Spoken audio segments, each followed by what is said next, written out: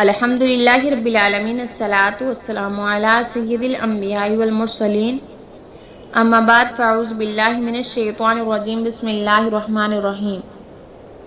سب سے پہلے میرے تمام سننے والوں کو السلام علیکم ورحمۃ اللہ وبرکاتہ۔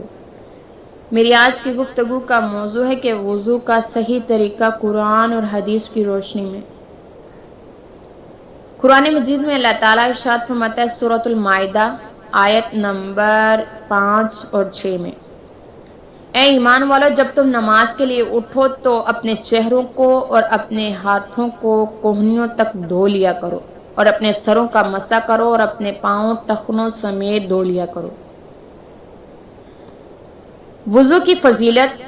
حضور نبی کریم صلی اللہ علیہ وسلم نے فرمایا، اللہ تعالیٰ خیانت کے مال سے صدقہ اور وضو کے بغیر کوئی بھی نماز قبول نہیں کرتا۔ آپ صلی اللہ علیہ وسلم نے فرمایا، پاکیزگی وضو نماز کی کنجی اور نماز کی تحریم اس پر پابندی لگانے والی چیز تکبیر، اور نماز کی تحلیل اس پابندی کو ختم کرنے والی چیز سلام ہے۔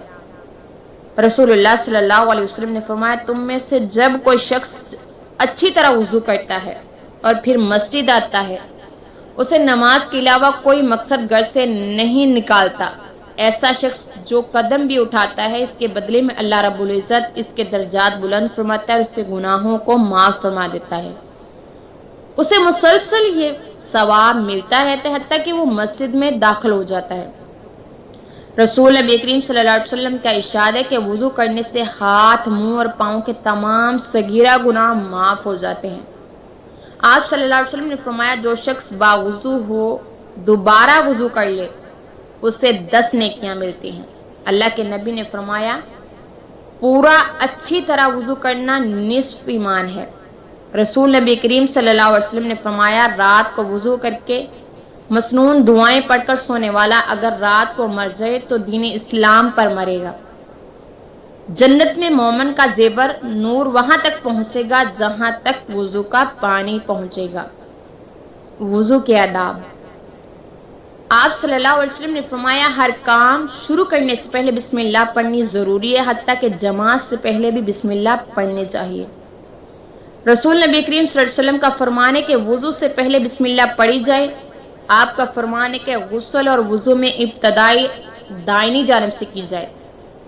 رسول اللہ صلی اللہ علیہ وسلم جوتا پہنتے، کنگھی کرتے، وضو کرنے اور ہر کام کی ابتدا دائنی طرف سے شروع کرنا پسند فرماتے تھے۔ آپ صلی اللہ علیہ وسلم کا وضو۔ سیدنا حمران رضی اللہ تعالیٰ عنہ سے روایت ہے کہ سیدنا عثمان غنی رضی اللہ تعالیٰ عنہ نے وضو کے لیے پانی منگوایا۔ پہلے اپنے ہاتھوں کو 3 دفعہ دھویا، پھر کلی کی ناک میں پانی ڈالا، اس کے بعد اپنا منہ 3 بار دھویا، پھر اس کے بعد اپنا دائنا ہاتھ دھونے کوہنیوں تک 3 مرتبہ دھویا، پھر اچھی طرح بایاں ہاتھ کوہنیوں تک دھویا، پھر سر کا مسح کیا، اس کے بعد اپنا دائنا پاؤں ٹخنوں تک 3 بار دھویا، اسی طرح اپنا بایاں پاؤں ٹخنوں تک 3 بار دھویا، اور پھر آپ نے رسول اللہ صلی اللہ علیہ وسلم کو اسی طرح وضو کرتے ہوئے دیکھا۔ آپ نے فرمایا کہ میں نے اسی طرح آپ صلی اللہ علیہ وسلم کو وضو کرتے دیکھا ہے۔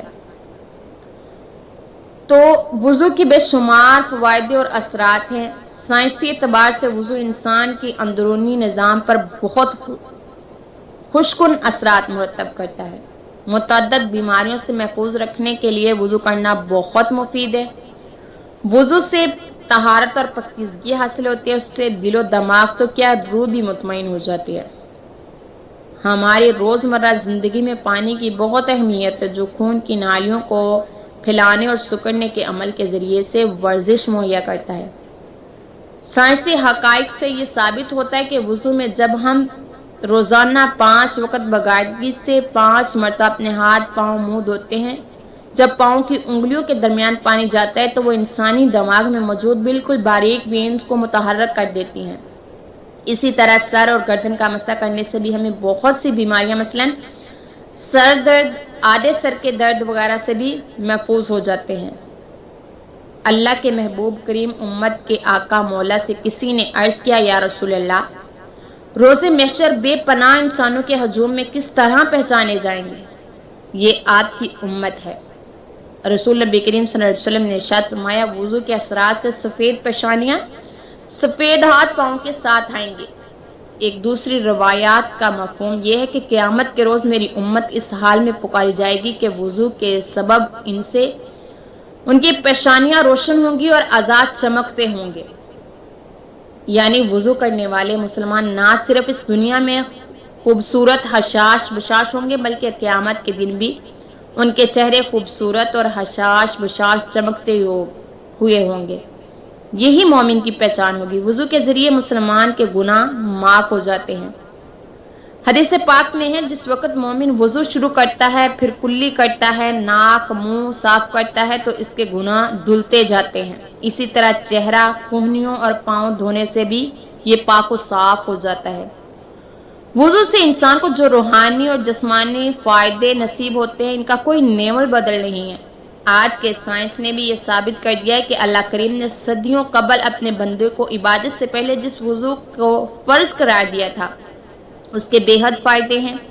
مسلم اور غیر مسلم کی نسبت کم بیماریاں پائی جاتی ہیں کیونکہ مسلمان اپنی طہارت اور پاکیزگی سے اس کو دور کر دیتا ہے۔ ہمیں چاہیے کہ ہمیں 5 وقت پابندی اور استقامت سے وضو نماز ادا کرنے کا عہد کریں، پاک و صاف ہو کر اللہ کے حضور گر گڑائیں اور اپنی حاجات اس کریم سے مانگ کر شرف قبولیت کے درجات تک پہنچ جائیں۔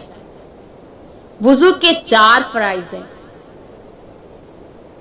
ایک بار سارا چہرہ دھونا یعنی پیشانی کے بالوں سے ٹھوڑی کے نیچے تک، ایک کان سے دوسری کان کی لو تک۔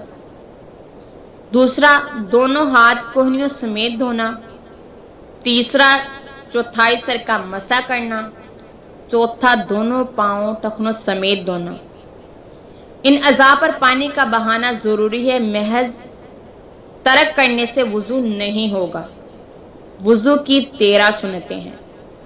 نیت کرنا، بسم اللہ پڑھنا، پہلے 3 بار دونوں ہاتھ گھٹنوں تک دھونا، مسواک کرنا، 3 بار کلی کرنا، 3 بار ناک میں پانی ڈالنا، داڑھی کا خلل کرنا، ہاتھ پاؤں کی انگلیوں کا خلل کرنا، ہر عضو کو 3 بار دھونا، 1 دفعہ سارا سر کا مسح کرنا یعنی بھیگا ہوا ہاتھ سارے سر پر پھیرنا، دونوں کانوں کا مسح کرنا، ترتیب سے وضو کرنا، پے در پے وضو یعنی ایک عضو خشک نہ ہونے پائے کہ دوسرا دھو لے۔ وضو کے 5 مستحجابات ہیں۔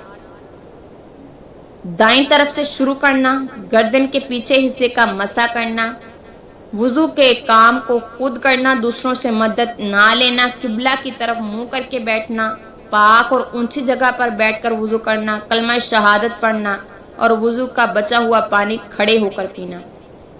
اللہ تعالی ہمیں صحیح معنوں پر اس پر عمل کی توفیق عطا فرمائے۔